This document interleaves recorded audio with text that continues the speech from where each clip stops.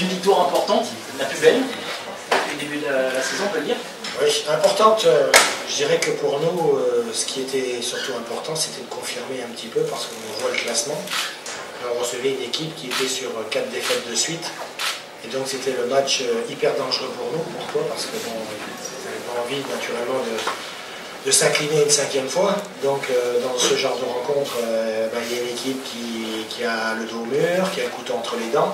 Donc nous, ce qu'il fallait, c'est surtout ne pas s'endormir sur ce qu'on veut faire et répondre au présent de la même façon, en continuant naturellement à mettre de la qualité dans notre jeu pour les mettre en difficulté. Il y a eu 2 périodes complètement différentes. Comment vous expliquez la fébrilité peut-être?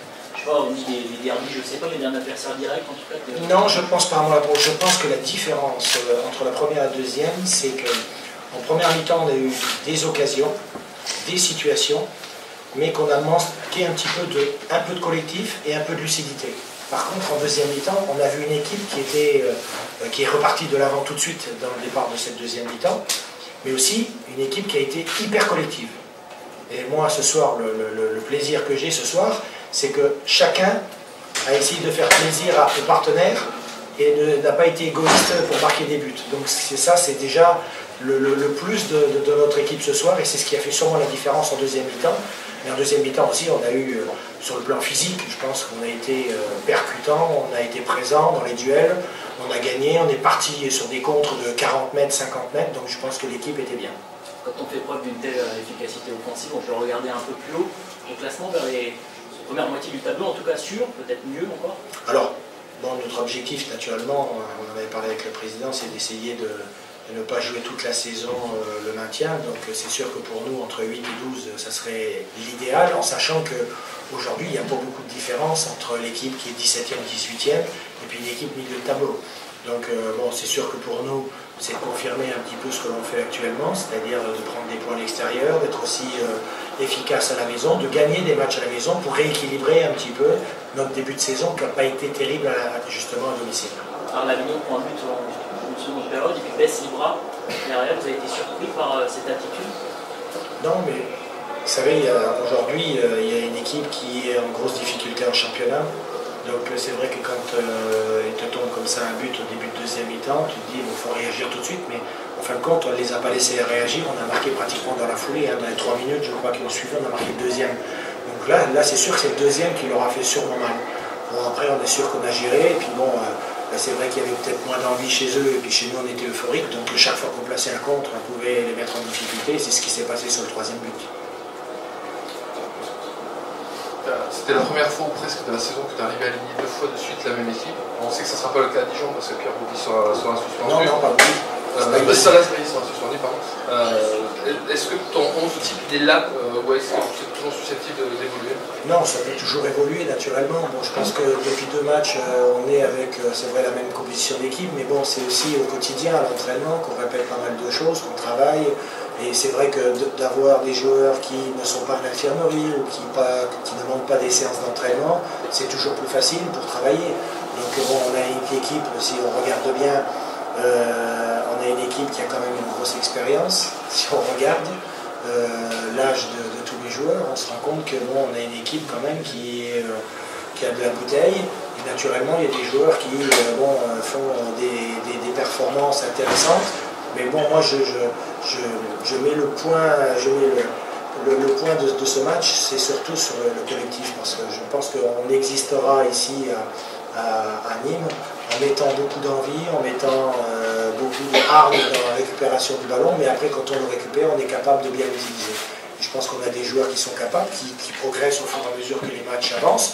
Bon, ce soir, on a eu un Sédou qui a eu pas mal d'occasions et qui marque, bon, et je lui ai dit à un moment donné de ne pas se précipiter parce que c'est vrai qu'à 3-0, il n'avait pas encore ouvert la marque pour lui. Donc bon, il était un petit peu dans... Il s'est dit, mince, tout le monde marque, moi je ne marque pas. Donc c'est vrai qu'en faisant ça, il allait sûrement se mettre un peu de pression et puis il allait jouer peut-être, je dirais, des situations un peu perso. Et je pense que c'est dans le collectif qui marquera des buts. Et la preuve, c'est un bon centre de Sidibé qui lui permet de marquer ce 4e but. Vous avez fait votre discours, la coach? à la pause de continuer ce qu'on avait fait en première mi-temps en étant un peu plus précis dans nos passes, parce que je pense qu'en fin de première mi-temps, il y a eu 2-3 ballons qui ont été négociés un peu trop justes, pas avec cette conviction dans le dernier geste, dans la dernière passe. Ça fait que bon, l'équipe de Arles-Avignon a pu se dégager de situations dangereuses. Si on avait été un peu plus déterminé, je dirais, dans nos passes, on aurait peut-être pu déjà en première mi-temps ouvrir le score. Mais bon, je ne vais pas revenir maintenant sur l'ensemble du match. On a gagné 4-1, c'est sûr que je suis très content. Bon, maintenant, ça nous donne un peu plus, on est un peu plus soulagé par rapport au classement. Mais je pense qu'il ne faut pas s'endormir et j'ai un groupe qui n'a pas envie de s'endormir, qui a envie de progresser. Merci. Alors, Ludovic Butel a parlé de honte il y a quelques minutes. C'est un sentiment que vous partagez également avec vos joueurs? Sur la deuxième mi-temps, oui, c'est clair. C'est pas la honte, mais c'est d'avoir lâché comme ça. Je veux dire, sur la première mi-temps, on était bien en place, on avait réussi à faire ce qu'on voulait. On avait même eu des possibilités. Et début de deuxième mi-temps, voilà ce premier but, et à partir du moment où il y a le premier but, soudain, chaque attaque, tu crains d'en prendre un. Donc là, on a retrouvé tous nos travers. Et là, c'est problématique, c'est clair. Comment vous l'expliquez? Comment vous l'expliquer? Voilà, on est dans une sale série. Tu perds un peu confiance. Si on en est là aujourd'hui, c'est qu'il y a forcément des défaillances à des moments précis. Voilà, quand tu prends 4 buts à Sedan, quand tu prends 4 buts à Nîmes, quand tu en prends 2 chez toi contre Clermont, 2 contre Caen, voilà, il y a forcément des insuffisances, on va dire. Après, de toutes sortes, voilà, technique, physique, mentale, voilà. Peut-être des choix d'entraîneur, je ne sais pas. Mais bon, en attendant, il est clair que quand on est dans cette situation-là, c'est qu'il y a des carences.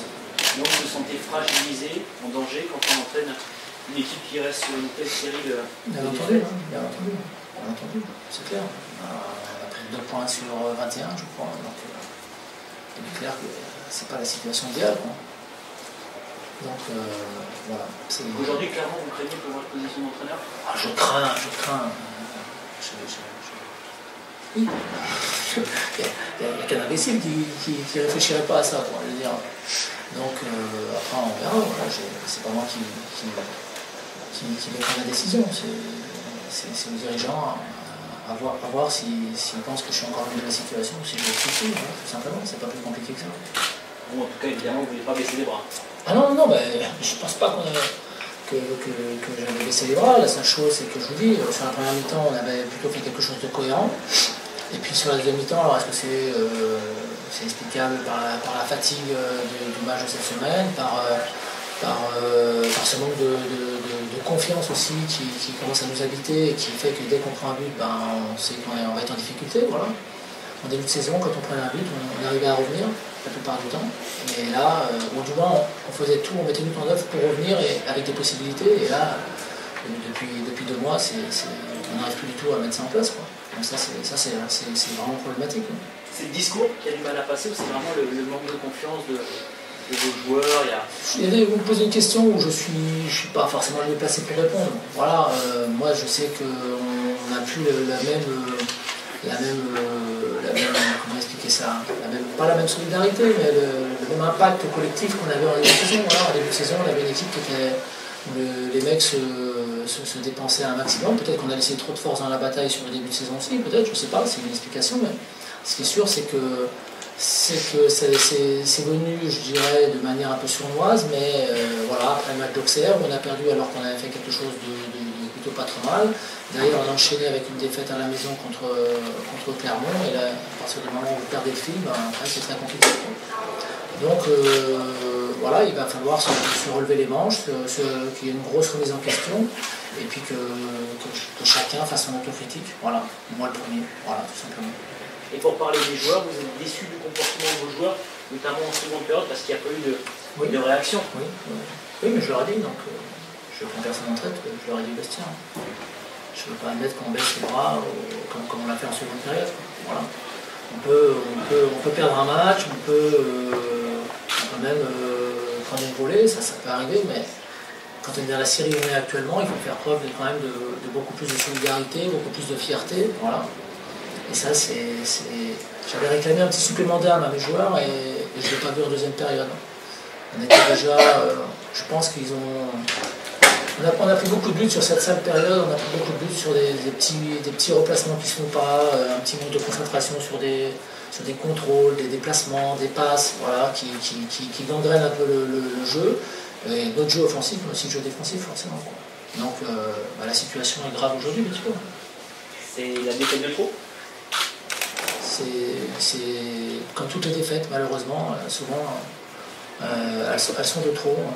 On ne joue pas des matchs de football pour les perdre. Donc, alors après, comme je vous disais, il y a la manière à laquelle on peut perdre. Et là, sur la première mi-temps, ça tenait à peu près la route, mais sur la deuxième, non, c'est pas possible de prendre 2 buts en 2 minutes et de pas lâcher le match, mais on savait très bien qu'en prenant 2 buts en 2 minutes, ça allait être très compliqué par la suite, tout simplement.